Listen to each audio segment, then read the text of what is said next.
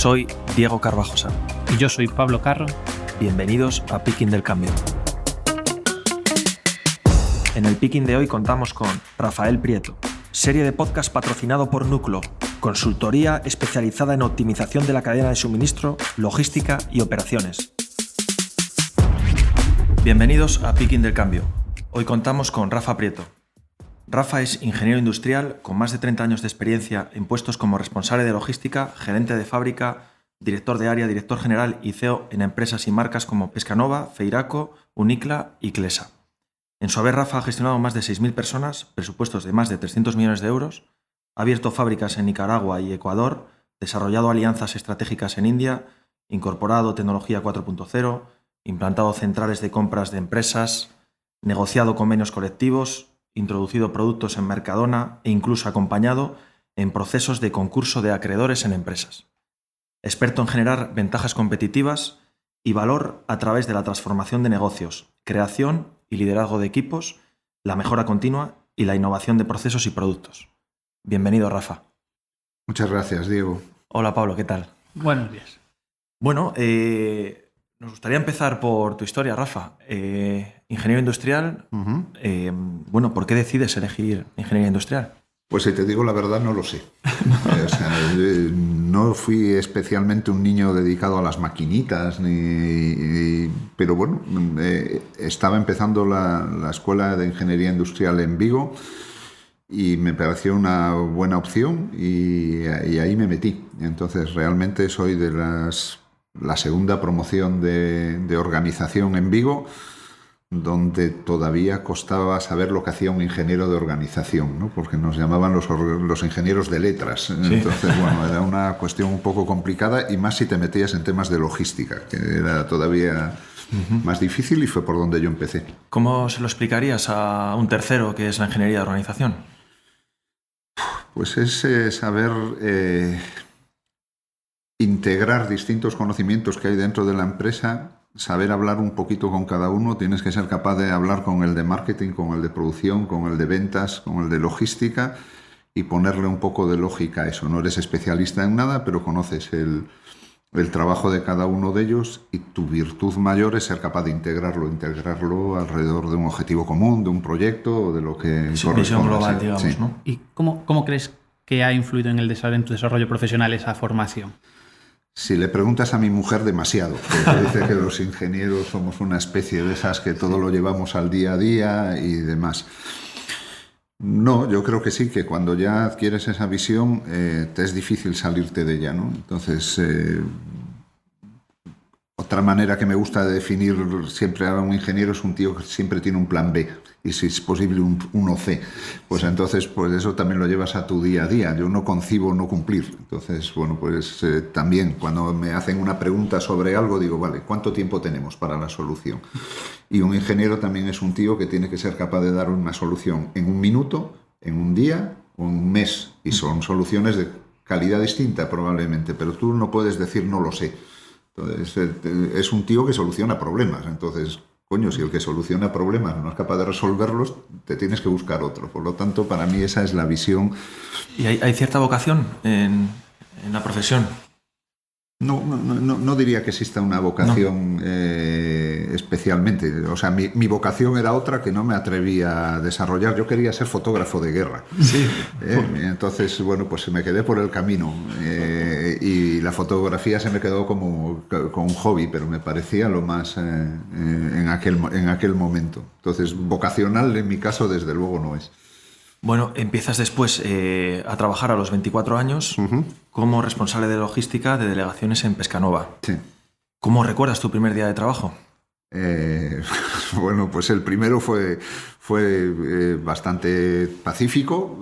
El problema fue el lunes siguiente. O sea, yo al principio, dicho sea que hay mucha gente que te dice que toda su carrera la planifica y yo hice esto para hacer esto otro. Yo no. Yo sinceramente estoy en el mundo a veces por casualidad.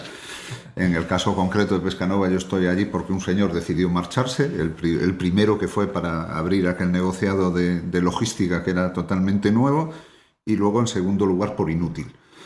porque yo era inútil total a efectos de la mili y era el único de la promoción de 6 de la escuela que salíamos ese año que no tenía que hacer la mili o la segunda parte de milicias, con lo cual yo empiezo a trabajar en Pescanova por inútil, cosa que he ido repitiendo durante muchos años, ¿no? Entonces, al principio, aquello, claro, cuando no has trabajado nunca, pues te parece que está muy bien, llegas allí, me pusieron al lado de un señor que estaba delante de una pantalla de ordenador, y que yo veía que tenía teléfonos y recogía pedidos y de las 36 delegaciones que tenía Pescanova en aquel momento. Pasó la semana y fui más o menos viendo aquello, me dieron un acceso al ordenador, que como de aquella era todo muy protocolario, los de informática tenían que crearte un perfil porque era un AS400.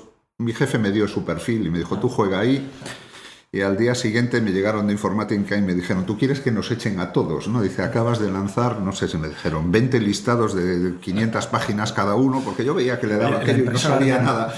Y eran procesos en remoto que se generaban de noche y salían por la mañana. Entonces, había generado pues miles de páginas de esto. Y digo, bueno, va mal la cosa.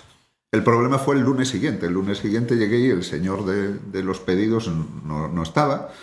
Entonces yo me levanté, llamó la primera declaración, le dije que aquel señor no estaba y fui al despacho de mi jefe y le dije, mira, es que este señor hoy no vino. Y dice, no te dije nada, ese señor se fue de vacaciones, te quedas tú todo el mes. Casi me falta la vida y ese día salí a las 12 de la noche después de recoger muy mal los pedidos. Me chillaron los del almacenes porque había hecho todo mal. Pero en un mes te puedo asegurar que me conocí desde el barro, el negocio, y fue una de las cosas más bonitas y que me ayudaron más en el negocio después. No había luego delegado que yo no conociera, que no supiera si en su delegación entraba un camión grande, un camión pequeño, a qué hora le venía bien. A mí no me mandes el camión a las 11 porque tengo unos chavales que me descargan y hoy tienen examen. O sea, cosas que hoy te parecen imposibles. Era la manera de trabajar en aquel momento. Y siempre recomiendo a la gente que conozca el negocio. Muy importante, abajo. ¿no? Me costó más explicárselo a mi madre, que decía que después de tanto estudiar para estar cargando camiones, ¿no? Pero, sí, pero no todas las empresas hacen esto, ¿no? Formar desde la base, ¿no? Incluso independiente del puesto, ¿no? De la persona que contraten, ¿no? Sí, o sea, conocer el negocio, ¿no? Realmente luego ves pues lo que sale en los libros y demás cuando te dicen, bueno, los de McDonald's tienen que ir un día al año a poner hamburguesas allí. Yo no sé si exactamente eso es real o es un poco impostado, ¿no? Me parece más interesante que el trabajo sí se empiece desde abajo. O sea, creo que sí que es importante. Si luego lo vas a tener que organizar, si luego lo vas a tener que mandar de alguna manera. Entender al compañero también, ¿no? Saber lo que se siente. No es lo mismo haber estado... Yo muchas veces, bueno, pues he dirigido durante mucho tiempo una fábrica. O sea, estar 8 horas de pie, como están muchas veces las chicas en un proceso de alimentación que está frío, porque estás en una nave que está climatizada... es muy duro. O sea, y se han levantado a lo mejor a las 4:30 de la mañana para estar en la fábrica a las 6 y tú le estás discutiendo si tienen derecho a 5 minutos más o menos de descanso o si pueden ir al baño 3 veces. O sea, hay cosas de esas que si alguien las hubiera sentido antes probablemente las vería de otra manera. Sí. Aprovechando de fábrica que comentas, gerente de fábrica a los 30 años, ¿no? Sí. Pones por primera vez en tu experiencia en marcha una fábrica. Sí, eso tampoco lo entendí, deben ser los designios divinos después de estar 3 años intentando arrancar un departamento de logística que no existía, porque en aquel momento lo único que tenía Pescanova era transporte, digamos, y luego almacenes por separado, no había nada unido. Me pasé 1 año y medio de controller en la planta grande que tenía el grupo entonces en Chapela y luego me dijeron que me tenía que venir a La Coruña, por eso yo soy coruñés nacido por error en Pontevedra. Cierto, sí. Porque desde aquella ya no me he movido de Coruña y espero que no me tenga que mover. No, a CTV no llego todavía. Pero sí, el proyecto era arrancar una planta en Arteixo de una empresa que además había sido competidora y ayudamos a quebrar. y que había que reocupar a 94 personas que no habían visto una pizza, que era lo que íbamos a fabricar en su esta vida. fábrica. Sí. ¿Y cómo se empieza esto? Es decir, te dicen, bueno, toca reflotar esta fábrica. Con una inconsciencia total, sí. Porque si no, probablemente no vas. Esa es la historia. Yo llegué ahí, con 30 años y me encontré con un colectivo de 94 personas. Fue la primera vez que me tocó enfrentarme a un grupo realmente grande. Yo había tenido 2, 3 personas a mi cargo, como mucho. Probablemente muchos serían mayor que tú, ¿no? Porque con 30 años... Muchos eran de la edad de mi padre. Entonces eso era otro problema más grande, ¿no? Y entonces... hay que hacer a veces el doble de esfuerzo, ¿no? Te pasan cosas muy simpáticas, ¿no? Yo me acuerdo de la señora, que la pobre además ha fallecido este año, que estaba en la secretaría, que fue la primera que incorporé. Digo, bueno, alguien tiene que coger el teléfono, tiene que atender al que llegue por aquí. Yo le dije que me llamaba Rafa, que es como me llama todo el mundo que me quiere medianamente bien. Solo uno de mis jefes me llamaba Rafael para reírme, para reñirme, perdón. Entonces eso era mala cosa. Sí. Y nada, le pregunté cómo se llamaba ella y nada, empezamos a hablarnos. Yo le dije que si no le importaba, porque era una señora de una cierta edad, que yo la trataría de tú, porque íbamos a estar trabajando mucho juntos, y me dijo que sí, que no pasaba nada. A la semana siguiente me llegó y me dijo: mire, yo a mi jefe lo he tratado siempre de usted toda la vida y no soy capaz, con lo cual le voy a tratar de usted. Y bueno, pues si no te importa, yo te voy a seguir tratando de tú. Y entonces esas cosas te pasan cuando tienes 30 años y enfrente tienes gente que tiene 50 y muchos. Lo que hice, que es otra cosa que me ha tocado volver a hacer varias veces, si lo tenemos que llevar a un modelo, a un procedimiento, es ¿y usted qué sabe hacer? Es como si fuera un programa de televisión. Yo hice un casting, fui sentando a cada uno de los 94, probablemente toda la gente que no era mano de obra directa, el que hacía cualquier trabajo de encargado, mano de obra indirecta, lo entrevisté. Y entonces... yo lo sentaba y cuéntame tu vida, qué has venido haciendo, por qué estás aquí. Entonces ahí te pasan cosas muy raras. Desde el que te dice que es que a mí me tenían manía y yo tenía que ser oficial primera, pero como me tenían manía porque soy sindicalista, me tienen de oficial segunda. Y dije, bueno, yo tengo una lista con unas categorías, vamos a empezar así y luego lo vemos. Hasta cosas que luego me han impactado mucho, como que una persona te diga que él no tiene una razón para vivir nada más que existe su hija. Entonces, dices, ¿y yo qué digo aquí? Bueno, pues ver que esa persona luego progresa y que conseguimos darle un sentido extra y que avanza, pues muchas veces justifica los esfuerzos que te pasan. Te iba a preguntar, seguramente valorarían mucho, ¿no?, que se sentara o que te sentaras con ellos, y a ti te permitió entender al equipo, ¿no? Ahí puede estar la clave. ¿Tardas? Yo te digo que tardas. Sí. O sea, al principio hacerte una foto está muy bien, ¿no? Pero para mí fue una sorpresa muy grande. Aquella gente llevaba 2 años sin empleo, sin cobrar, y yo dije, bueno, pues les ha tocado la lotería realmente. Han entrado a otro proyecto nuevo. Pues no, ese no era el sentir general. El sentir era que ellos habían trabajado como burros para sacar aquello adelante y que ahora venía una empresa y se quedaba con lo suyo. Y decía, ¿cómo con lo suyo? Si es que su empresario ya no está, o sea, no.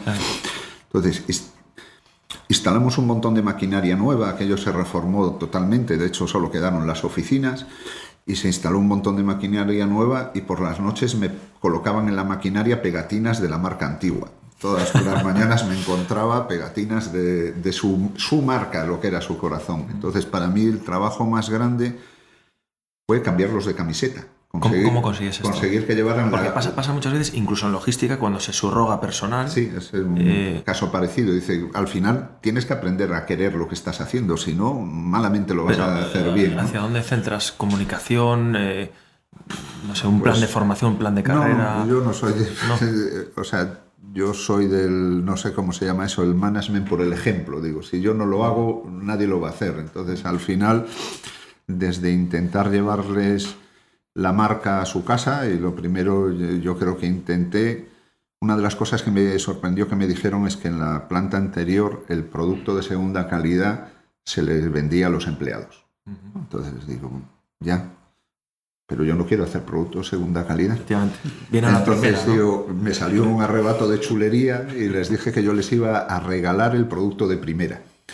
Entonces, pues implantamos una cosa que era que cada producto nuevo que fabricábamos se lo regalábamos a los empleados.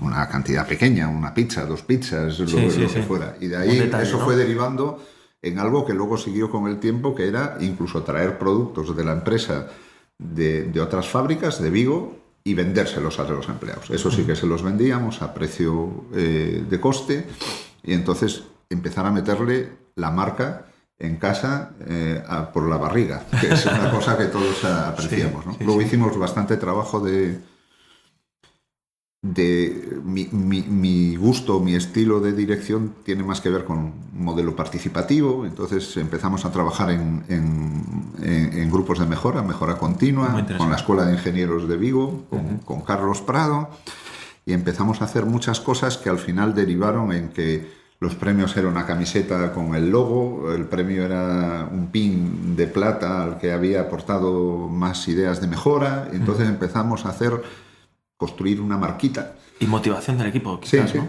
Una marquita interna que la gente, yo creo que empezó a comprar. Más segura también de sí misma, ¿no? Y bueno, pues ya digo, creo que eso es un trabajo que no acaba nunca. Y es un trabajo que tiene que ver, por un lado, con liderazgo y por otro lado, con una idea de negocio, de dirección concreto, ¿no? Si no tienes esa idea, pues que yo no soy capaz de imaginarme otra, no soy capaz de imaginarme un tipo de dirección autocrática más, de aquí llego yo y se hace lo que digo yo, pues me parece un sistema feísimo. En esa línea de montar equipos, hiciste esa revisión de los perfiles de las distintas personas que estaban en la empresa, pero entiendo que llegó un momento en el que necesitaste incorporar gente de fuera. No sé si pudiste aprovechar mucho del anterior equipo un poco directivo de gestión o realmente ese fue nuevo. No, tuve que incorporar bastante. El modelo, sobre todo el otro salto que tuvimos que pegar importante era en el concepto de calidad, el modelo que ya estaba naciendo entonces en Pescanova buscaba pues una calidad alta, y entonces nos faltaban técnicos realmente, no es porque las personas fueran mejores o peores, nos faltaban determinados perfiles técnicos. Entonces aquello empezó a parecer un jardín de infancia, porque si yo tenía 30, pues mis técnicos tenían 26, 25 y la masía de... Y lo que era muy divertido es que cada día nos replanteábamos y aprendíamos todo. No había paradigmas, entonces todos éramos nuevos, llegábamos y dice, bueno, tenemos que decidir cómo se hace, no sé, el plan de producción. Nos habían ayudado unos consultores que nos trajeron de estos muy sesudos y montamos, digamos, todo el sistema de infraestructura de lo que sería eso, pues desde planificación de producción y demás. Pero bueno, al final el sistema de los técnicos tan listos funciona hasta donde funciona. Yo me acuerdo del primer día que fuimos a fabricar, el turno empezaba a las 6 de la mañana, allí estábamos todos, aquella gente, eran, pues unos venían de Londres, otros de Bruselas cada semana, era una cosa, eso, de top de consultoría, y a las 6 de la mañana estábamos todos en la planta, elegantes con nuestras corbatas, esperando que saliera la primera pizza del horno, ¿no? En vez de una pizza salió un balón de fútbol. O sea, salió una cosa esférica.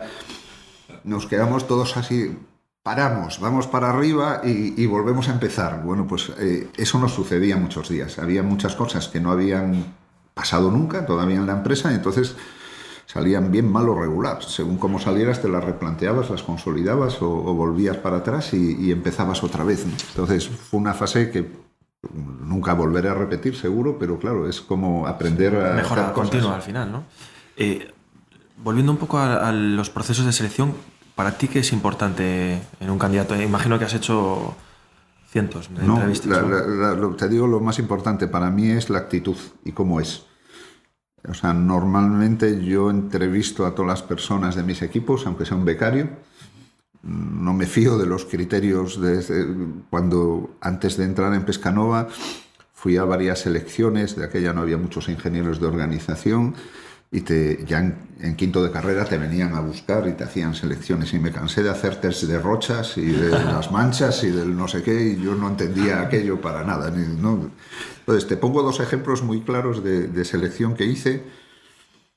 En una de ellas yo buscaba un técnico para temas de ingeniería y mantenimiento y demás, y entrevisté a un chico, vino, estábamos empezando en obras todavía, y cuando bajé a la calle a acompañarlo, llegaba un camión, estaba el señor de mantenimiento allí con el camión y era evidente, faltaban manos. Y aquel chaval se dio la vuelta y me dijo, oye, si no os importa, me quedo y os ayudo.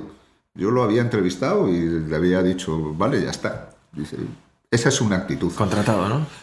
Fue contratado y sigue hoy trabajando en Pescanovas, Enrique. El otro fue un señor que vino, estaba trabajando ya, iba al puesto de director de producción y bueno, pues empecé a explicarle lo que buscaba, lo que quería, tenía experiencia, que a mí me venía bien para que no fuéramos todos novatos, y me dijo, quiero ver el despacho donde me voy a sentar. Yo no me pareció una pregunta muy pertinente, le cambié de tema. Al cabo de un rato me volvió a decir lo mismo y le volví a cambiar de tema, y antes de marcharse me dijo, no me voy sin ver el despacho. Bajé al despacho, que era un despacho inmundo, porque era interior, no tenía ventana y demás, y dije, este es tu despacho. Pero me quedé, la verdad es que fastidiado, y cuando me iba para casa en el coche le llamé al teléfono y le dije, no te despidas de donde estás, que no te voy a contratar.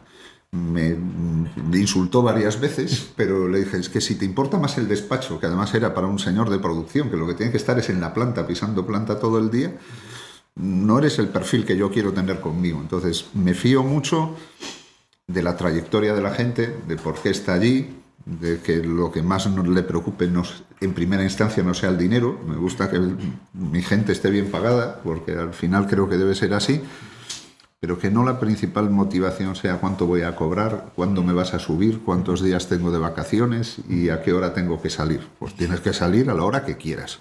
No tengo ningún problema, nunca lo he tenido con mis equipos en la flexibilidad horaria. Como si mañana no puedes venir, pues no pasa nada. No necesito que cojas un día de vacaciones. Eso sí, a lo mejor algún sábado hay que quedarse aquí hasta las tantas. Y una por otra, el balance nos tiene que compensar a los dos. No voy a llevar cuenta tampoco de cuántas horas son, ¿no? Sí, entonces, ese es para mí el criterio fundamental. Creo que las capacidades técnicas en determinadas titulaciones y demás se le suponen y hombre, valoro que un señor tenga buenas notas, no te digo que no, pero me parece mucho más diferencial hoy la capacidad de trabajar en equipo, la capacidad de integrarse a un proyecto, la capacidad de no tener que ser siempre el estrellita que va en primera posición. Creo que marca más la diferencia que saber mucho más de calor y frío industrial. Seguimos en Picking del Cambio con Rafael Prieto, serie de podcast patrocinado por Núcleo, consultoría especializada en optimización de la cadena de suministro, logística y operaciones.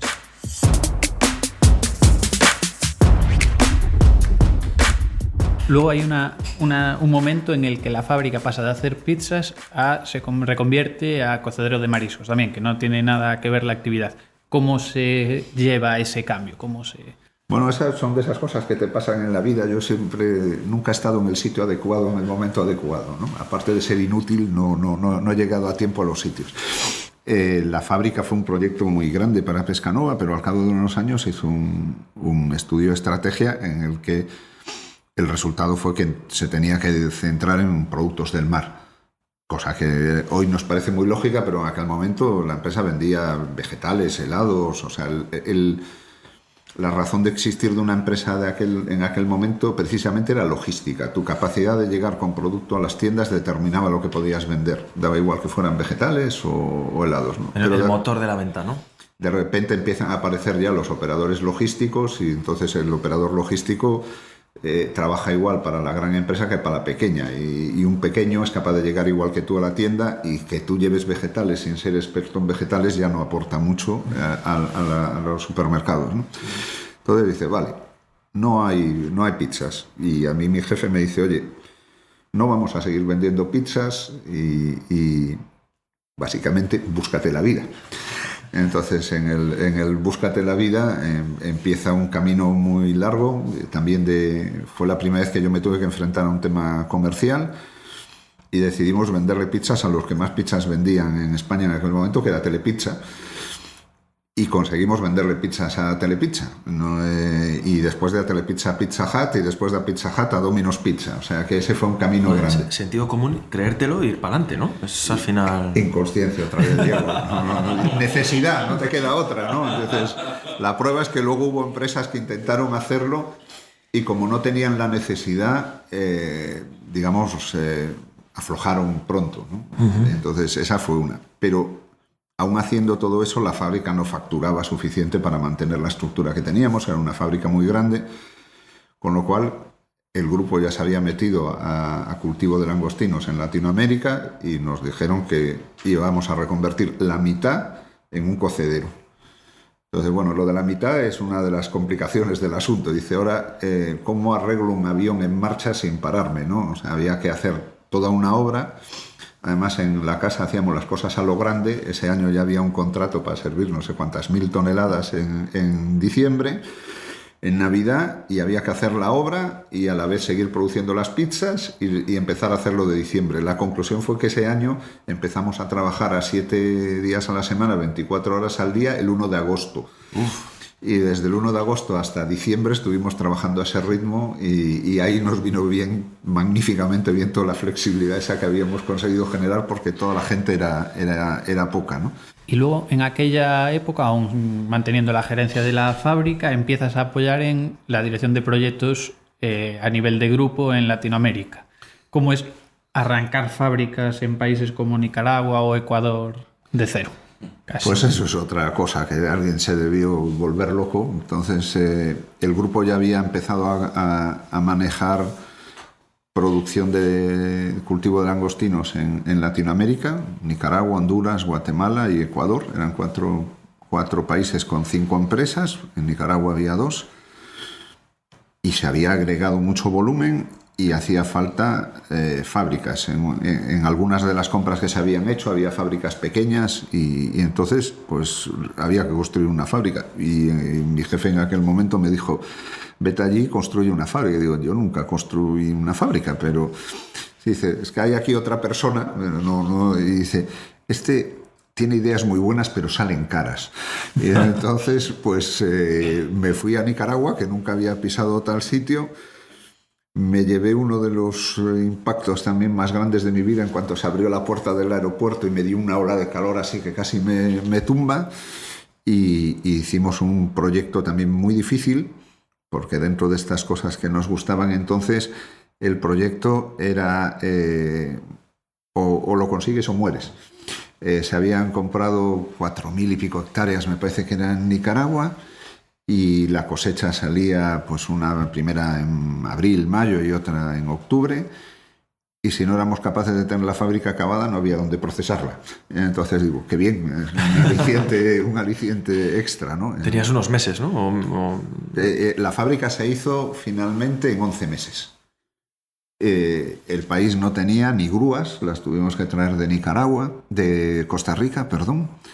Y para conseguir el hormigón para echar la solera, el secreto era sobornar al encargado de la planta de hormigón, porque si no se lo mandaba a otro y te quedabas a mitad del paño. Nunca llegaba, ¿no?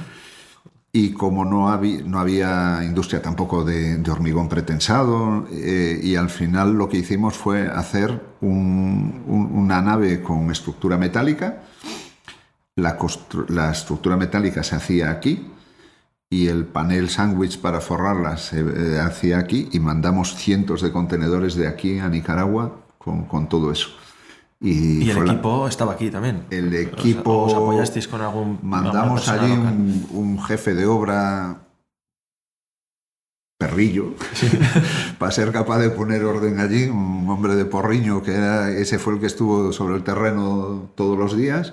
Y el resto íbamos con bastante frecuencia con los distintos proveedores de cada una de las naturalezas, ¿no? Entonces esa se hizo y no debió salir mal, porque a raíz de esa, que fue el 2009, me pidieron que hiciera o que dirigiera la de Ecuador de 2011, que también tenía su chiste. O sea, allí ya había una planta, había que hacer otra al lado, y que el último día se parara esta y anduviera la otra, y que hubiera un elemento en común, que era la sala de máquinas, que funcionara para las dos. Y digo, bueno, es que no hay una manera de hacer una cosa de estas fáciles, ¿no? Luego llegamos allí y nos encontramos un terreno que era fangoso y que hubo que pilotar con pilotes de 35 metros, que no había tampoco mucha manera. Y esa es muy grande, esa realmente es la fábrica, yo creo, más grande del grupo Pescanova, sin duda. Que se mantiene hoy en día. Y una de las más grandes, sí, es Promarisco, una de las más grandes que yo creo que puede haber en alimentación en el mundo. Esa fábrica llegó a hacer ya 400 toneladas de langostino en un solo día de proceso, o sea, unos 20 contenedores completos en un día. Entonces es un bicho. Y están ahí, las dos han sufrido terremotos y volcanes. La de Nicaragua tiene un volcán muy cerca y en esa yo viví un terremoto estando allí en el 2016, un 6.1 a 20 kilómetros y la nave sigue en pie, o sea que... ¿Qué tal la gestión de cultural, digamos? Porque, claro, empleados de la fábrica son locales, ¿no? O serían, ¿no? Entonces... Pues ese es otro shock. Después del que se te abra la puerta del aeropuerto y te entra el calor, entra en trabajar en un país que tiene una lengua común, una lengua que además me gusta mucho. Yo volví a aprender español y a encontrar un español con palabras que había olvidado, que sabes lo que son pero no usas, como por ejemplo ubicar, ¿dónde te ubicas? O sea, cuando la gente te pregunta cosas así. Pero también aprendí que ahorita no quiere decir que vaya a ser algo que vayan a hacer ahora, ¿no? Entonces ahorita es un tiempo indefinido entre ahora y nunca.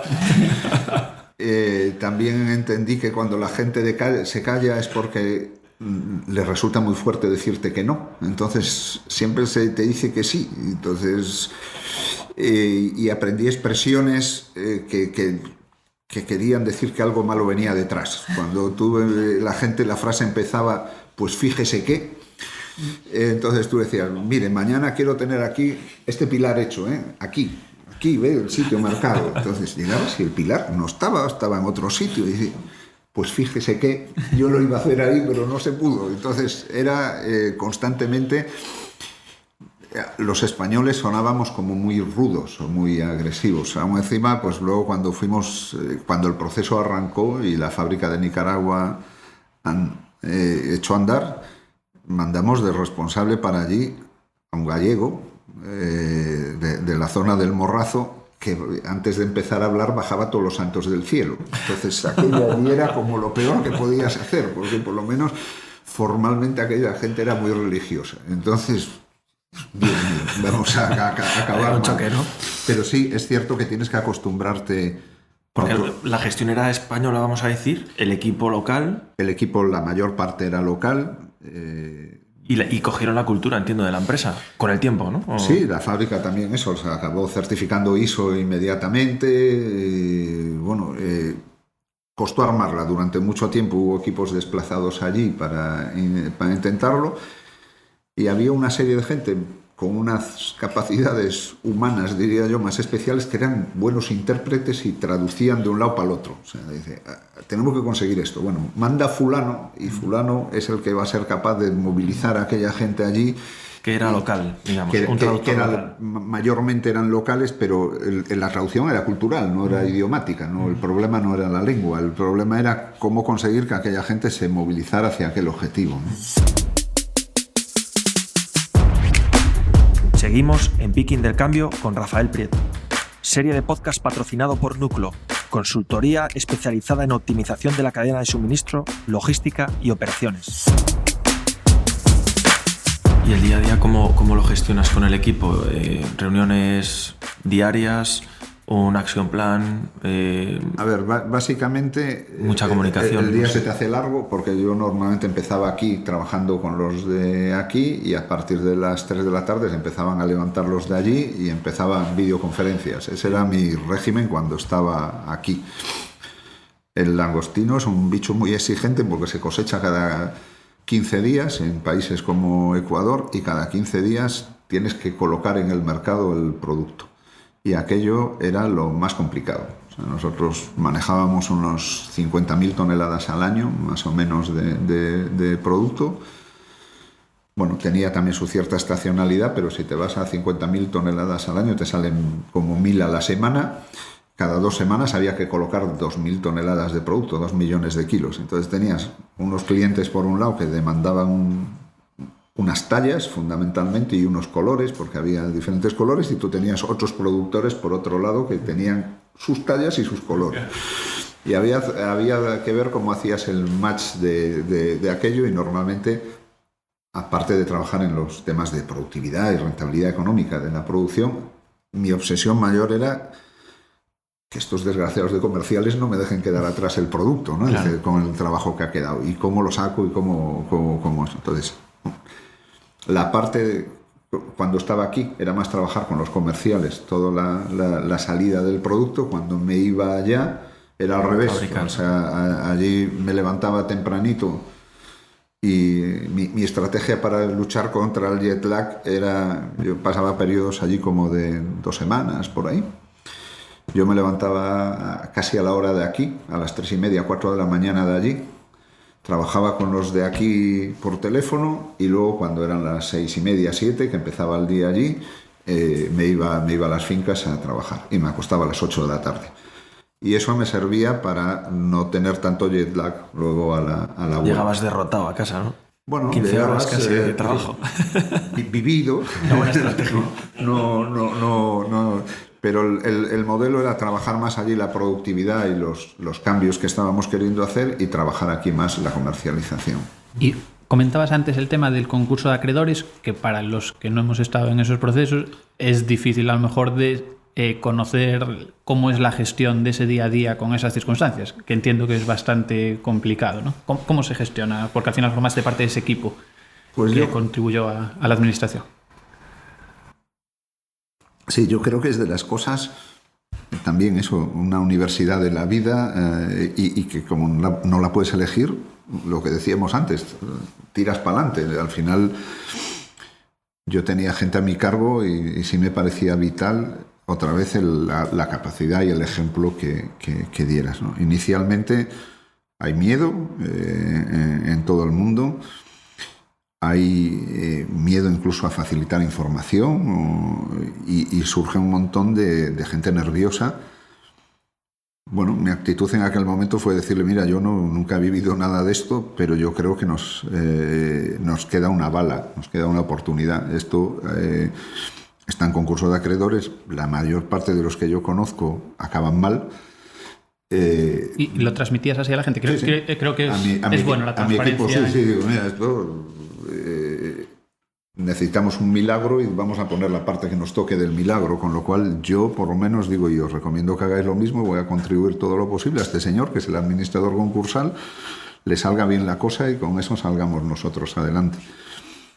Y yo creo que es lo mismo que en otros casos, o sea, la transparencia y la autenticidad en lo que haces tiene más capacidad de movilizar a la gente que muchas palabritas bonitas que le digas. O sea, si la gente que ve que tú te afilias y que tiras del carro, dice, bueno, pues oye, confío medio en él, vamos a hacer lo mismo a ver si funciona. Y la verdad es que funcionó. Nos fueron 3 años de administración concursal, del 13 al 16. Y en la parte de langostinos solo perdimos una finca que sí que hubo que venderla porque en aquel momento no había ya caja para nada y si no nos ejecutaban en Ecuador, pero el resto, toda la operación se sacó adelante. La verdad es que también tuvimos mucha suerte con el administrador y eso ayudó mucho, ¿no? Solo he vivido ese, no sé si siempre es así, pero aquella persona puso mucho de su parte y su equipo, ¿no? Porque era Deloitte como administrador y Senentouza en persona con el que yo trataba. Y entiendo que ahí se generaron, o sea, eran épocas de mucha tensión en el día a día, porque al final entiendo que las decisiones en ese caso pasan siempre por el administrador concursal, sí. Casi siempre, ¿no? Con lo cual al final tenéis que ir decidiendo día a día y... Pero realmente se armó un equipo. O sea, sí. Lo bueno de aquello es que aquella gente participaba como un equipo y no era como alguien de fuera que viene a fiscalizarme lo que estoy haciendo. Se involucraron a tope y para mí fue muy agradable ser parte de aquel equipo. Sí, o sea, en esa época... ¿Crees que se generó mucha sensación de equipo? Porque al final yo creo que en esos momentos de crisis, por lo menos en experiencias propias, yo de las veces que más me he sentido integrado en una empresa es en un momento de crisis en el que al final realmente sientes que todo el mundo rema en la misma dirección. Es triste, pero es la manera más fácil de hacer un equipo, es tener un enemigo común fuera. Entonces el enemigo común puede ser un concurso de acreedores o que te vuele el tejado de la cámara frigorífica el 20 de diciembre, que ese lo conoces tú bien, ¿no? Correcto. Y de hecho ese es uno de los casos en los que yo he sentido que realmente todos remábamos en la misma dirección y que realmente peleas por salir adelante y te olvidas de echarte cosas en cara y de... El resto probablemente no lo conoce, pero eso, en la fábrica de Arteixo Yo ya no estaba, tú sí estabas aún allí. Efectivamente. Un día de diciembre. 10 de diciembre, en puente de diciembre, momento pico de campaña de Navidad para la venta de langostinos, evidentemente. Sí. El almacén... A pocos días de servir el máximo del año, el almacén frigorífico, con un huracán de estos que llega, le voló el tejado. La ciclogénesis. Literalmente queda con los palés al aire, ¿no? La mitad de la Le cama. voló el tejado, pero 300 o 400 metros cuadrados de tejado, en un almacén frigorífico súper automático, porque era todo robotizado, electrónica pura por todos los lados y lloviéndole dentro. O sea, entonces, pues aparecimos por allí todos, porque a mí me llamaron y digo, bueno, yo sé cómo está hecho, por lo menos vamos a intentar echar una mano, y se formó lo que dice Pablo, probablemente uno de los equipos más potentes que yo he visto en mi vida, con gente durmiendo allí en la fábrica en un sofá o tirado en el suelo y haciendo todo lo que pudo, y se salvó la campaña, se salvó la mayor parte del producto. Porque ¿Dejasteis de fabricar o...? No se dejó de fabricar ni un solo día. O sea, eso fue lo mejor. Lo primero que hicimos fue poner la maquinaria frigorífica, la sala de máquinas. No teníais espacio para almacenarlo, ¿no? A tope. No había instalación, mejor dicho. Esa noche conseguimos alquilar uno. O sea, eso ya fue esa noche. Sí. O sea, a las 8 de la noche, o a las 8 de la tarde... Eso voló a las 8 o 9 de la tarde. Y a las 6 de la mañana, 5 o 6 de la mañana, estaba saliendo el primer camión para sacar la mercancía frigorífico. Porque, bueno, hubo suerte también. La suerte hay que buscarla, pero conocíamos uno, lo habíamos utilizado en su momento cuando construimos precisamente esa cámara frigorífica. Había otra en el sitio, y mientras se construyó la nueva se utilizó uno externo. Llamamos a aquel, tenía sitio, y dijimos, mañana a las 6 está el primer camión. Y ahí empezamos a trabajar. Y luego el resto fue intentar salvar lo que había allí. Allí debía haber entre 25 y 30 millones de euros de producto, o sea, dentro de la cámara. Era una cámara de 5.000 huecos a 10 alturas, y lo que no había era manera de sacar un palé si aquello no funcionaba, porque una 10ª altura no había ni pasillo para meter una carretilla. O sea, los pasillos son súper estrechos con un traselevador, no había manera.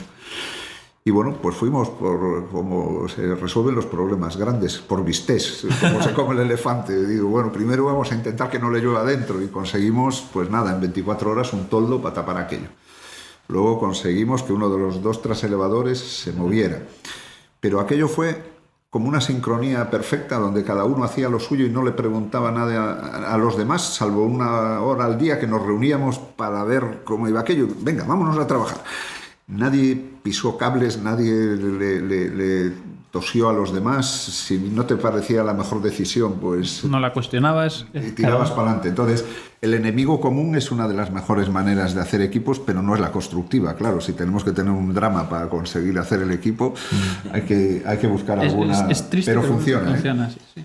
Y yo, si me permites, solo en línea de lo que comentaba Diego, que yo creo que eso fue otra lección, lo de no parar nunca, que al principio, por lo menos yo personalmente... El cuerpo pedía parar. Claro, a mí personalmente en ese momento te encuentras parado y dices, pues mañana paramos la fábrica, pero alguien decidió y dijo, no, señores, esto no se puede parar y tenemos que hacer todo lo posible. Y yo creo que es en el momento en el que sacas, dices, pues yo voy a centrarme en lo mío y voy a ver cómo consigo salir adelante, y cada uno que siga intentando en su área. Al plan B y al plan C, no lo había, pero se construyó sobre la marcha, y dice, oye, si esto no funciona, buscamos otro, y siempre existen posibilidades, ¿no? Y el objetivo es eso, satisfacer la necesidad del cliente. O sea, hubiera sido un drama dejar a los clientes sin producto el 20 de diciembre, un drama para la compañía, para la marca, para todo, ¿no? Dentro de este periodo abordaste también cambios logísticos o mejoras logísticas. Es que yo ya te digo que soy un logístico frustrado. Yo solo pude trabajar como logístico con título pues 2 años y pico, pero sí, la verdad es que la mentalidad logística yo creo que se te queda en la cabeza, y a mí había una que me rompía todos los esquemas. O sea, las fábricas que habíamos hecho en Nicaragua y en Ecuador eran modernas, iguales que las europeas, y entonces hacíamos el producto, se paletizaba y se metía en una cámara frigorífica con estanterías, y cuando llegaba la hora de venir para aquí, primero, los contenedores, para el que no lo sepa, no tienen el mismo ancho que los camiones, con lo cual no caben los palés. 2,35 interiores.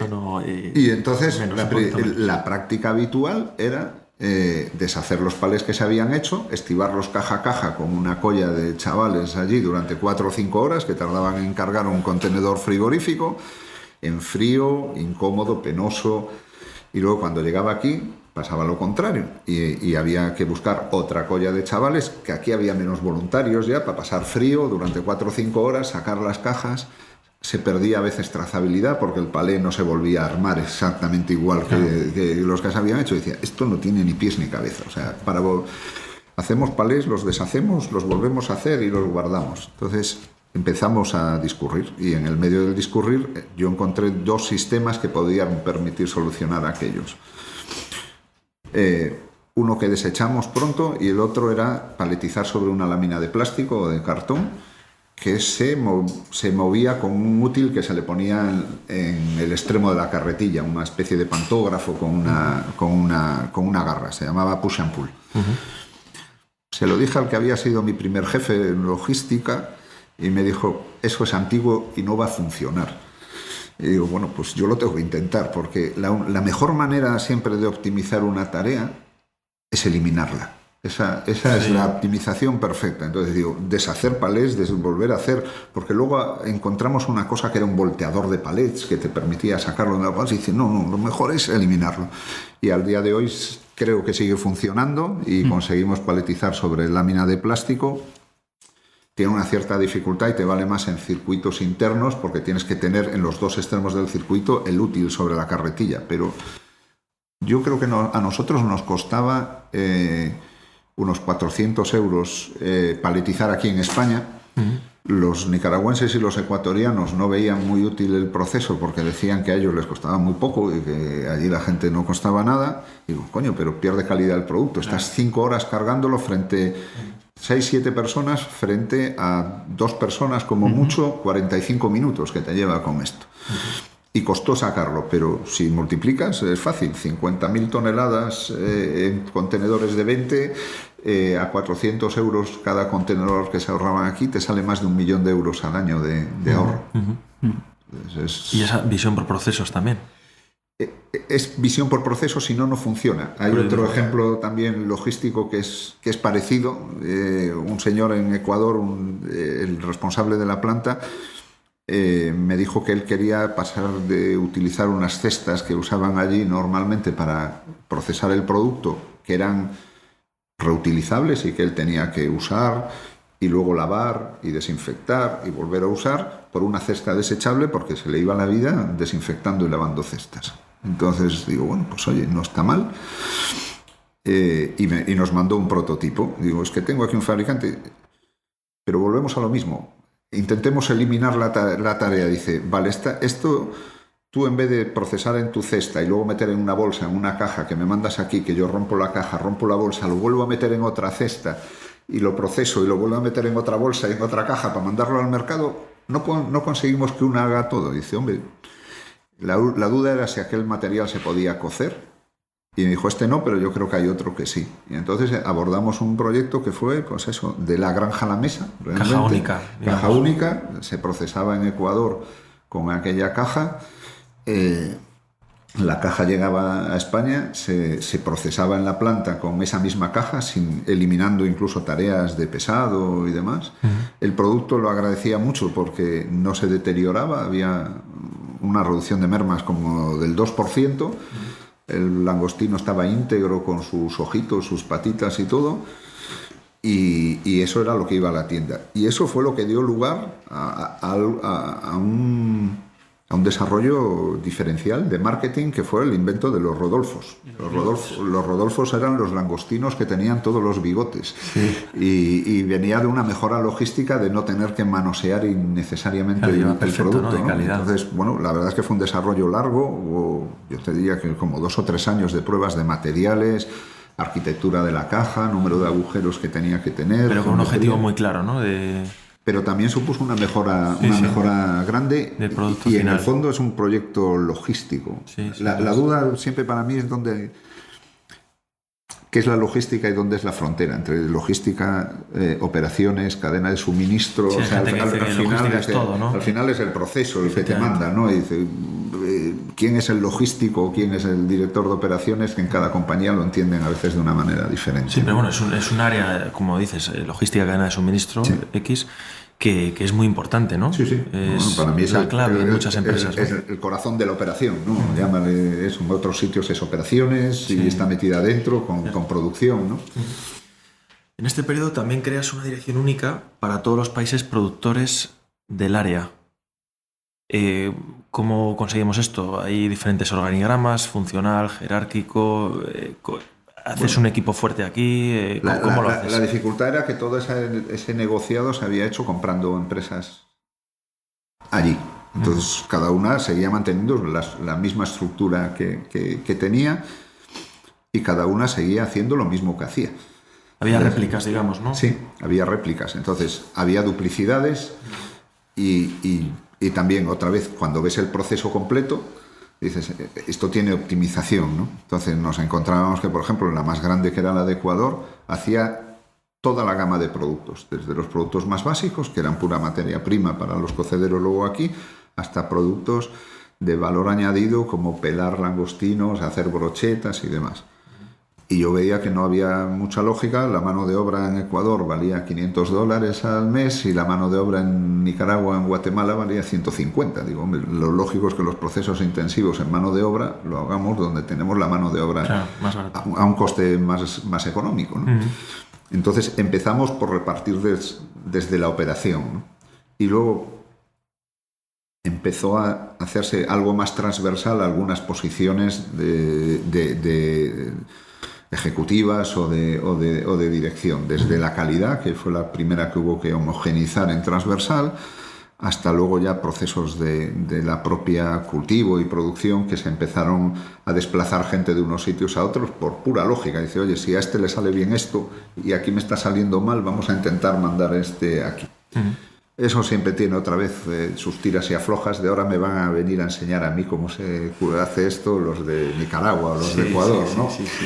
Entonces, volver a hacer equipo, volver a hablar con la gente, vuelve a ser lo mismo. Pero aquí había un equipo pequeño, el equipo de España era muy pequeño y nos desplazábamos allí. Era básicamente un técnico y una persona en administración, porque había que consolidar cuentas de 5 sociedades mensualmente, con divisa distinta y con sus pequeños líos.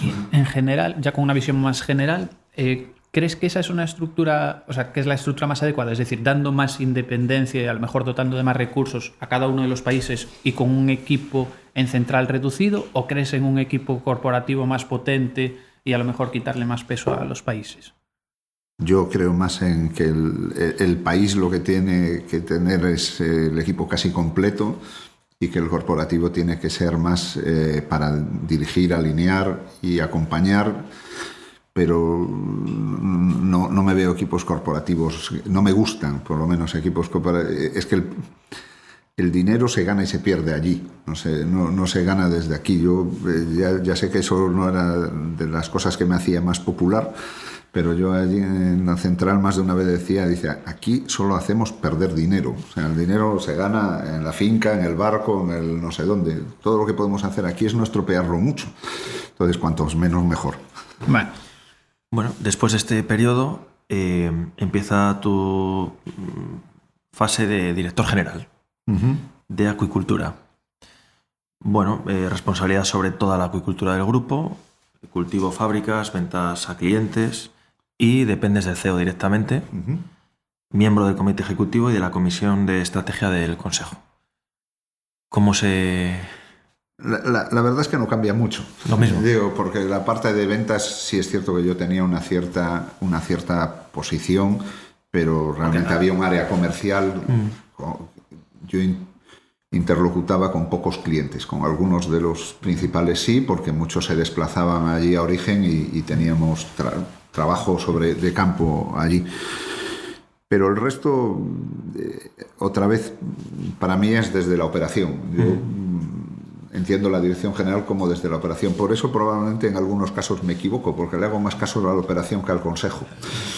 Y entonces eso no necesariamente es bueno, ¿no? Pero sigues haciendo proyectos, de hecho, incorporas tecnología 4.0 en este periodo. Sí, ahí hicimos, por eso digo, porque yo soy más técnico que gestor, ahí hicimos 2 proyectos muy, muy chulos, uno salió bien y otro salió mal. En uno utilizamos Big Data para mejorar la producción y el cultivo. Nosotros teníamos eso como unas 8.000 hectáreas más o menos de cultivo y en piscinas que podían ser de una media de 15 hectáreas, o sea, había muchas piscinas y se le daban 2 vueltas al año como mínimo a las piscinas. Había un montón de datos, pero lo que no había es información. Cuando le preguntabas al señor aquel, dice, ¿y por qué este ciclo salió mejor? ¿Por qué este salió peor? No, pero cuando te empezaba a echar datos allí, digamos que los modelos estadísticos normales no eran muy concluyentes. Entonces un día a mí me empezaron a hablar del Big Data a través de un comercial, precisamente, que alguien le estaba rompiendo la cabeza. Yo eso lo hago desde hace muchos años, reservo una parte de mi tiempo para locos. O sea, creo que es una buena técnica mantener como entre un 5 y un 10% de tu tiempo atendiendo cosas que los demás no quieren atender. Y a raíz de eso he conocido cosas muy interesantes. Y este era un loco. Dice, ¿tú cómo haces esas cosas? Fue lo que me dijo mi compañero comercial. Atiende a este que habla de unas cosas de Big Data. Y aquel hombre le quería vender Big Data al comercial, porque decía que él era capaz de con datos planificar y predecir cómo iban a funcionar las promociones comerciales en los hipermercados. Y cuando yo le conté que yo producía langostinos, me dijo, eso también. Y entonces, en un proyecto que había de Telefónica que se llamaba Galicia Telefónica Open Future, colocamos un reto y buscamos empresas, startups que manejaran Big Data en Galicia. Para mi sorpresa aparecieron 13 o 14, que es un hito. O sea, estamos hablando... ¿Liderasteis o acompañasteis en...? Se hizo había una sesión, cada una tenía su tiempo, 10 minutos para hacer un pitch. Muy interesante. Y entonces escogimos una empresa de Vigo, que era una spin-off de la universidad, de ICOM, y que a mí me convenció porque me dijo que su modelo era 100% agnóstico y que ellos no querían saber ni a qué correspondían los datos de cada variable. O sea, que yo no le dijera si era el peso, los gramos o lo que comía, que él ya me iba a decir cuáles eran las variables representativas y cuáles no. Entonces conseguimos juntar datos, que es la gran dificultad para hacer un proceso de estos, unos datos medio ordenados de unos 2.000 ciclos de producción. Con 1.500 o así, me parece que fue, entrenaron el modelo y con los otros 500 lo validaron y aquello empezaba a predecir ya bastante mejor que nuestros técnicos, ¿no? Y sobre todo tenía cosas muy curiosas como mirar aquí, porque yo creo que este técnico se engaña, porque sale una cosa muy rara que no sale ninguna, entonces lo primero que te salen son los hechos más raros, claro, ¿no? Y era verdad, nos estaban engañando. Entonces ese proyecto funcionó razonablemente bien. Cuando luego le quisimos añadir ya datos de sanidad, datos de medioambientales, temperaturas, pluviosidad y demás, no teníamos los datos de los mismos ciclos, nos faltaba eso, tener una base de datos estructurada, unas cosas estaban en papel, otras en Excel, era imposible. Y lo que decidimos fue cambiarnos de especie. El grupo trabajaba 3 especies en acuicultura, lo gordo era langostino, pero luego rodaballo y un poquito de tilapia. Y en rodaballo había bastantes años de datos en un ERP y pasamos a trabajar ahí. Se le chutaron todos los datos de golpe y casi desde el primer día empezó a producir resultados. Muy interesante.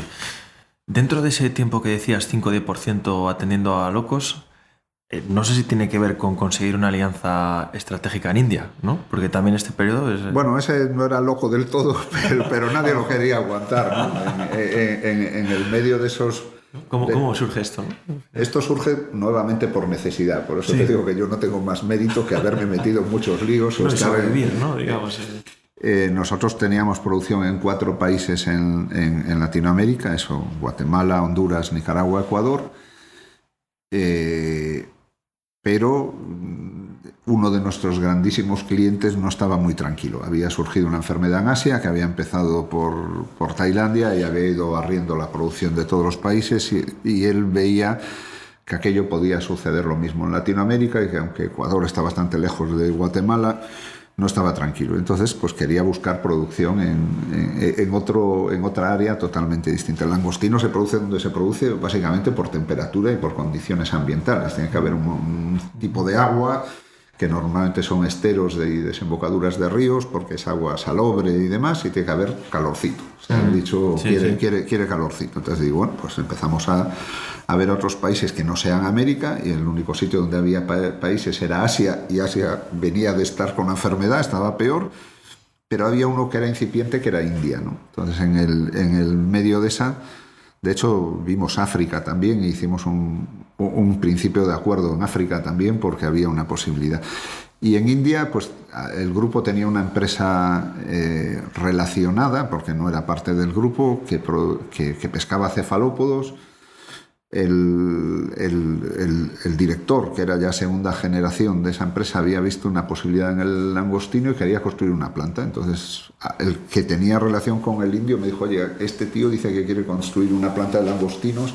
Digo, pues si no tenemos un duro, que estamos en un concurso de acreedores, habla con el indio. Y hablé con el indio. Entonces el indio básicamente quería construir la planta, y yo le dije que no tenía dinero, pero que le mandaba un técnico para ayudarle a construir una planta con estándar europeo, y que de esa manera pudiera trabajar para nosotros, porque en India normalmente el langostino no se trabajaba muy bien en cuanto a calidad.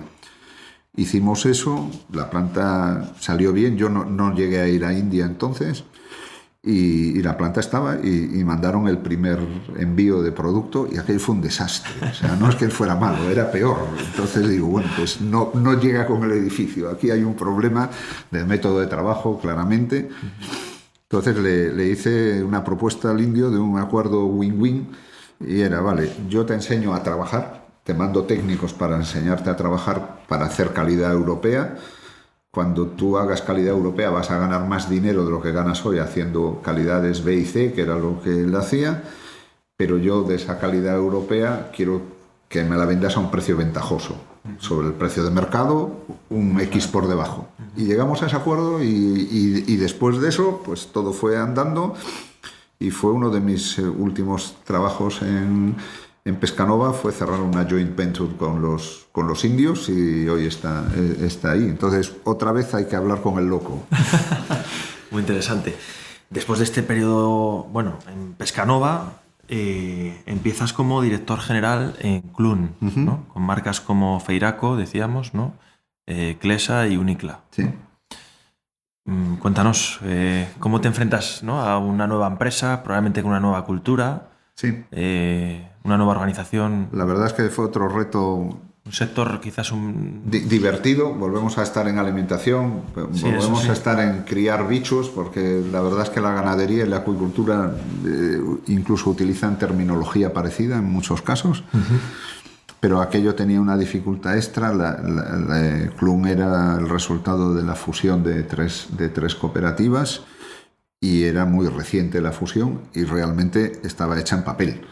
Nada más. En una servilleta. Hasta tal punto, sí, toda la parte jurídica estaba hecha, pero la operativa no. O sea, dentro de la fusión se había decidido, por ejemplo, montar un SAP, que es como el gran paradigma de todo el mundo. Vamos a montar un SAP que nos va a arreglar todos los problemas, pero el SAP seguía manteniendo los 3 maestros de códigos diferentes, cada uno de su cooperativa de partida. Entonces digo, mira, no va a Mi primera decisión fue parar el desarrollo del SAP y volver para atrás, porque digo, así no vamos bien, estamos construyendo un castillo de naipes, ¿no? Entonces, primero es acercarte, entender cuál es la filosofía, cuál es la cultura, y ponerte al servicio del proyecto. No hay otra. Había, pues eso, una parte de problemas económicos que había que resolver. Tocó, pues, renegociar con los bancos todo lo que había. Había un plan estratégico para la parte agroganadera, todo el servicio que se le da a los ganaderos, que incluye fabricaciones de pienso y demás. También cada una tenía su fábrica de pienso, y había 3 fábricas de pienso.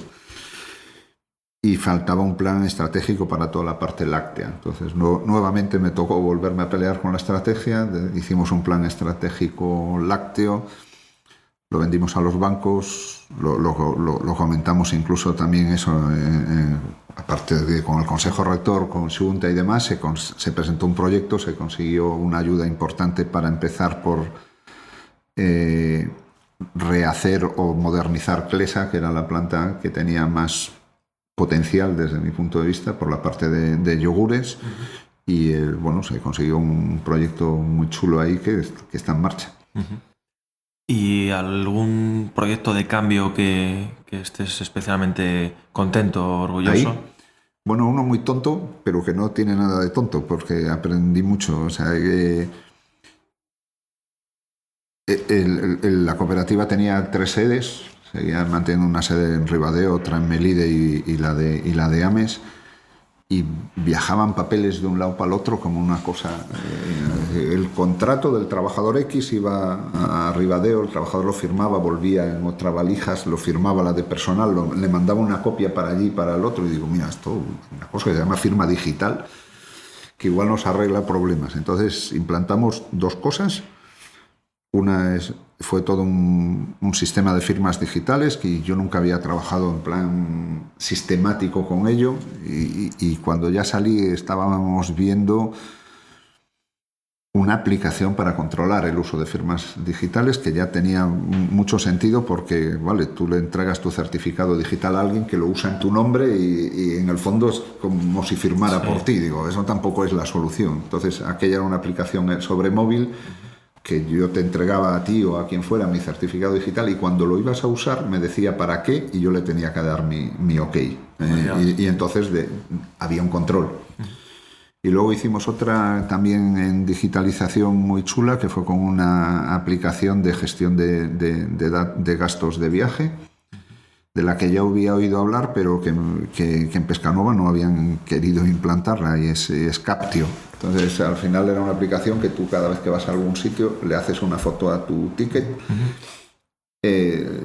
automáticamente lo sube a una nube, identifica los campos, te lo pasa a la base de datos para reclamar el IVA luego de ese gasto, y luego te lo pone en un sitio. Tú al fin de mes marcas los tickets que quieres hacer, hay un flujo de proceso marcado, llega a tu jefe que lo aprueba, y cuando lo aprueba va a contabilidad o a caja que te lo paga, y no se mueve un solo papel, y además está certificado por Hacienda y no necesitas guardar ni copia de los tickets ni de ningún papel. Entonces son de esas cosas que creo que ayudarán a cambiar un poquito. Bueno, además, no lo comentabas, pero bueno, en este periodo conseguiste incrementar, ¿no?, el EBITDA de la empresa en casi 2 millones de euros, ¿no? Bueno, ahí había, ya digo, trabajo por hacer en todo lo que es agregación. Siempre hay un periodo de barullo. Cada una de aquellas cooperativas venía con su modelo de negocio y nadie había visto otra vez el proceso completo.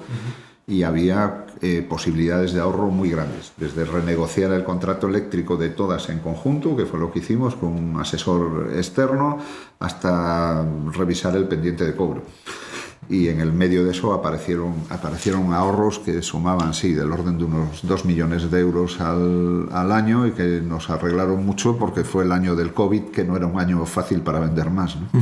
Y en este periodo también fuisteis capaz de dar de alta productos en empresas como Mercadona. Bueno, yo conocía el camino, ¿no? O sea, durante la época del langostino sí me había tocado ser el interlocutor con ellos. Vendíamos una buena cantidad el langostino que vende Mercadona es todo de Pescanova, y era una gran cantidad. Y yo aprendí a conocer la filosofía de Mercadona. A la llegada a Clun había intentado durante años entrar y no lo habían conseguido, y bueno, revisamos todos aquellos proyectos, vimos cuál era el mejor camino, y bueno, sabiéndote un poco lo que espera escuchar tu cliente, es más fácil construir el mensaje y la oferta de valor, y sí, ahí están un par de productos que fue otro de esos empeños personales que me ha gustado hacer, ¿no? Pues pasamos entonces a la sección de un alto en el camino, y bueno, nos adentramos un poco más en la persona de Rafa, ¿no? Bueno, tú tienes 3 hijos, están incorporándose actualmente al mercado laboral. ¿Qué recomendación le harías? ¿Cómo estás viviendo esta experiencia ahora mismo? Pues algo una parecida a la que le dije antes a Diego, ¿no? Que no miren para sus primeros proyectos por el dinero. Creo que no es trascendente en la vida de un chaval que se está incorporando Desgraciadamente ninguno va a encontrar un proyecto maravilloso y la diferencia es entre si le paguen 600 o 800. Entonces no le va a cambiar la vida y en cambio empezar con el proyecto ideal sí puede serlo. Yo en la parte laboral siempre digo que el primer jefe a mí se me parece mucho al primer amor. Creo que es bastante importante porque te enseña eso. Tú nunca has hecho eso y si el primer jefe es un cabrón, lo tienes mal, porque al final vas a emular ese modelo o vas a salir de allí corriendo, una de dos, ¿no? Entonces creo que sí es importante que busquen un sitio donde se sientan cómodos, donde les den desarrollo profesional. Y bueno, eso desde fuera no es fácil de ver, pero hoy hay muchas fuentes de información. No sé si hay un TripAdvisor de los trabajos, pero seguro que habrá redes que de alguna manera te digan ahí no vayas ni de coña. Y siempre tienes amigos o colegas que te pueden dar una pista, ¿no? Trabajando cuando trabajabas en Pescanova, con países de Latinoamérica, con Guatemala, Nicaragua, promovías en ciertos momentos el envío de material, eras una de las personas que coordinaba el envío de material escolar a algunas escuelas allí para colaborar con el desarrollo de estudiantes.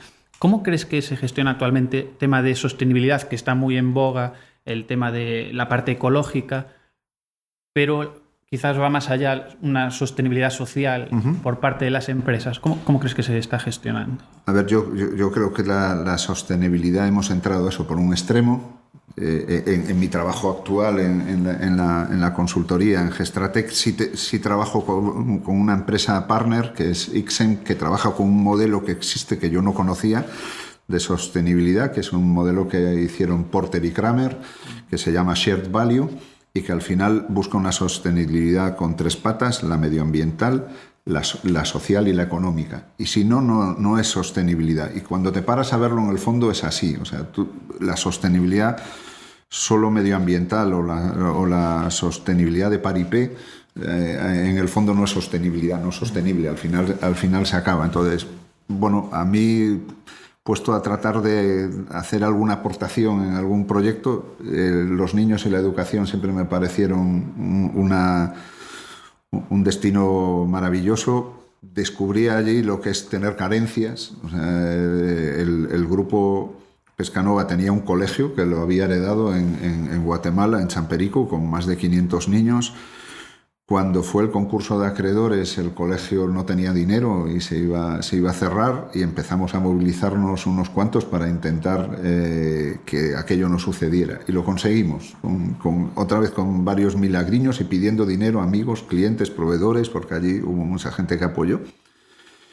Y descubrimos que había otra gente haciendo cosas parecidas. Empezamos a colaborar con una ONG de aquí que se llama Solidaridade Galega, que hacía ayuda médica por allí, y a la que ayudamos también logísticamente metiendo de contrabando en Nicaragua su material médico, porque si no pasaba la frontera y no había manera, y la primera vez que lo intentamos legal ya nos aburrimos y empezamos a tirar del hilo, y salió pues el Concello de Oleiros regalándonos un montón de material escolar, salió la Universidad de La Coruña regalándonos también material, gente que se fue afiliando y que al final conseguimos mandar pues bastantes contenedores a amueblar varios colegios y bueno, ayudar a cosas que yo nunca había imaginado. Hay una de esas que me llamó y me impactó especialmente, fue en Nicaragua, en un colegio que era bastante más pobre que el que teníamos nosotros en Guatemala, y que una señora que era profesora me dio las gracias porque dijo que tenían 450 alumnos que iban llegando de aldeitas de por allí andando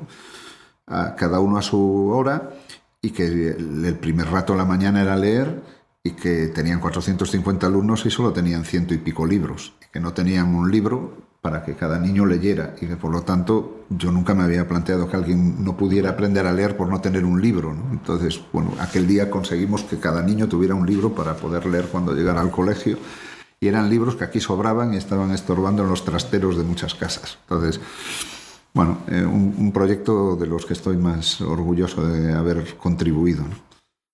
Vale.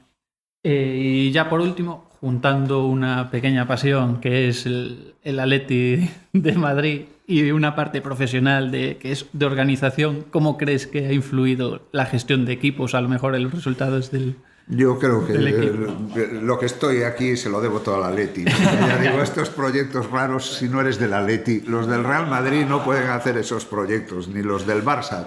Sí, pero ha habido un cambio en los últimos 10 años, ¿no? Del Atlético de Madrid, de recordar el doblete de histórico a ya de no repente... Yo vengo de más atrás, Diego. Yo me aficioné al Atleti en la época de Ayala, Heredia, Panadero Díaz... como digo yo, estilistas del fútbol, ¿no? Entonces, no, la verdad es que, bueno, el deporte siempre me ha parecido también otra buena escuela y lo del ser del Atleti te curte. O sea, sí. no. ¿Pero qué crees que ha cambiado en el Atleti estos últimos 10 años para que haya dado ese punto, ¿no? Ese salto de... Nunca sabes si es primero el huevo o la gallina, o sea, realmente...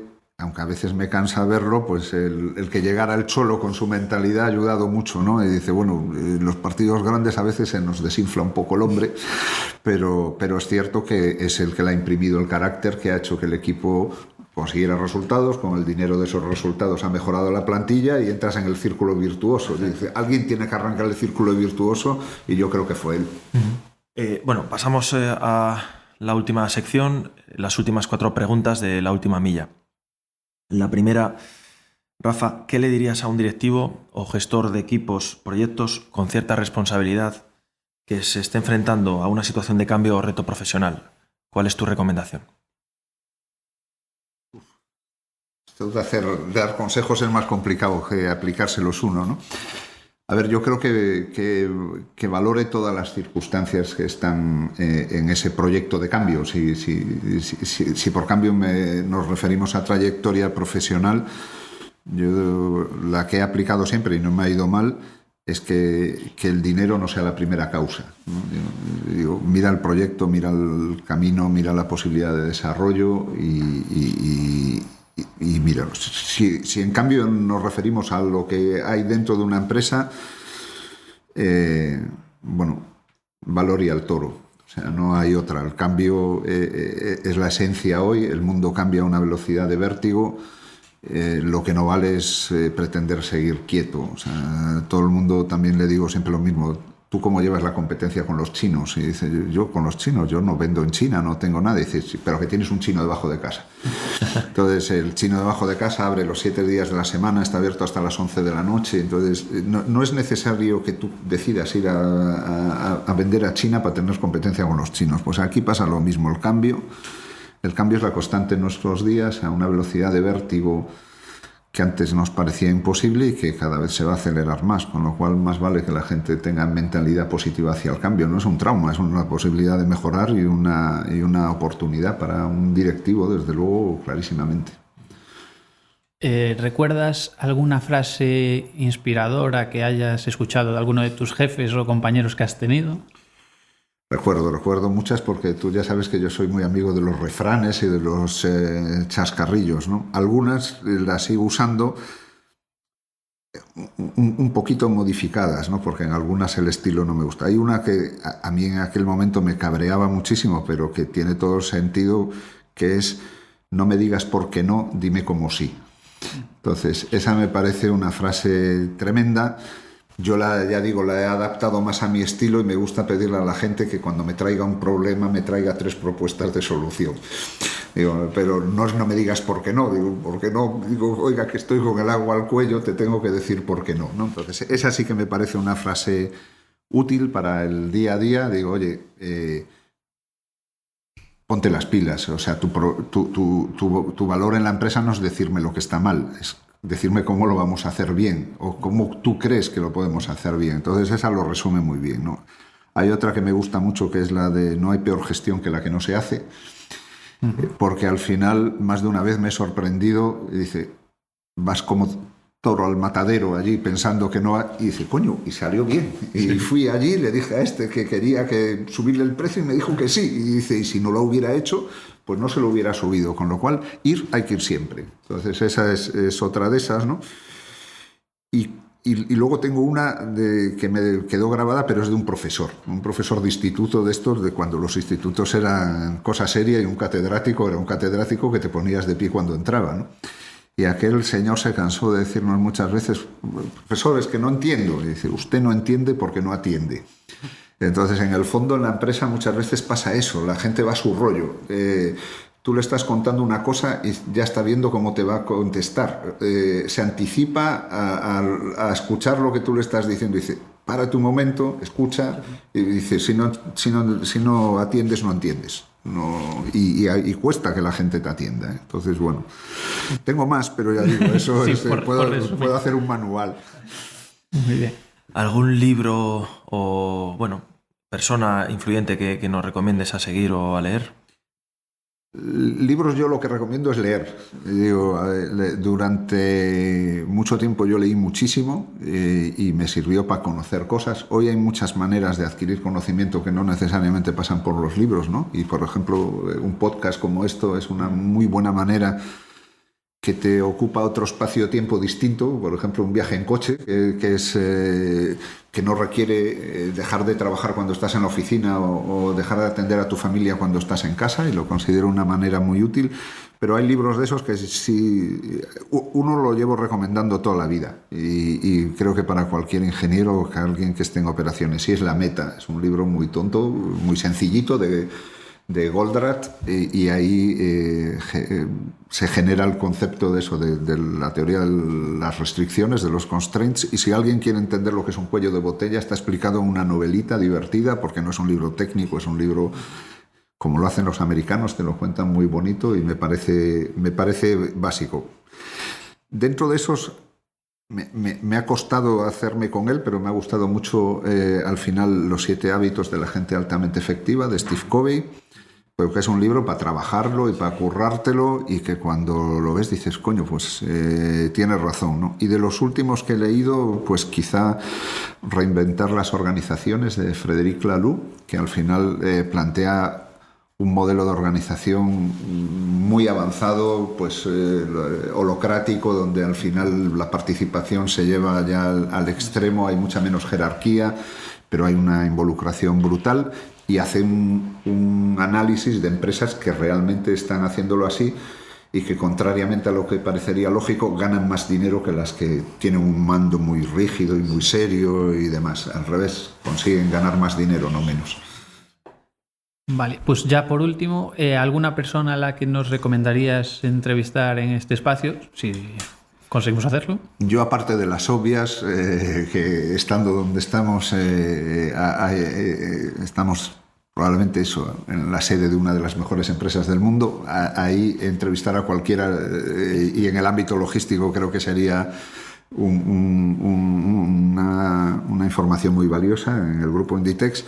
Pero te voy a plantear una totalmente distinta y que tú has vivido de alguna manera distinta, o sea, de alguna manera. El mundo del pescado fresco en Galicia. Creo que es una logística que lleva funcionando muchos años, toda la vida, que es un encaje de bolillos, como aquí en las lonjas se subasta pescado a las 3 o las 4 de la mañana y el pescado está en Madrid, en Barcelona, en Valencia, en Sevilla, en el día. Bueno, hemos trabajado con esa logística en algún momento, tiene sus dificultades, pero me parece curiosa y diferente, sobre todo, ¿no? Digo, lo otro es mucho más grandioso, pero digo, bueno, el peixe es una buena industria para nosotros.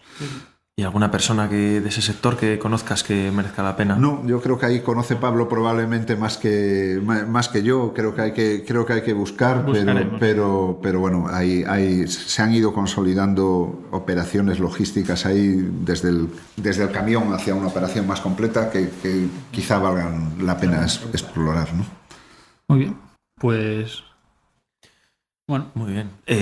Rafa, ha sido un placer. Muchas gracias por estar con nosotros. Todo un placer. Gracias a vosotros por invitarme y que haya mucha suerte. Igual, muchas gracias. Y hasta aquí Picking del Cambio, serie de podcast patrocinado por Núcleo, consultoría especializada en optimización de la cadena de suministro, logística y operaciones.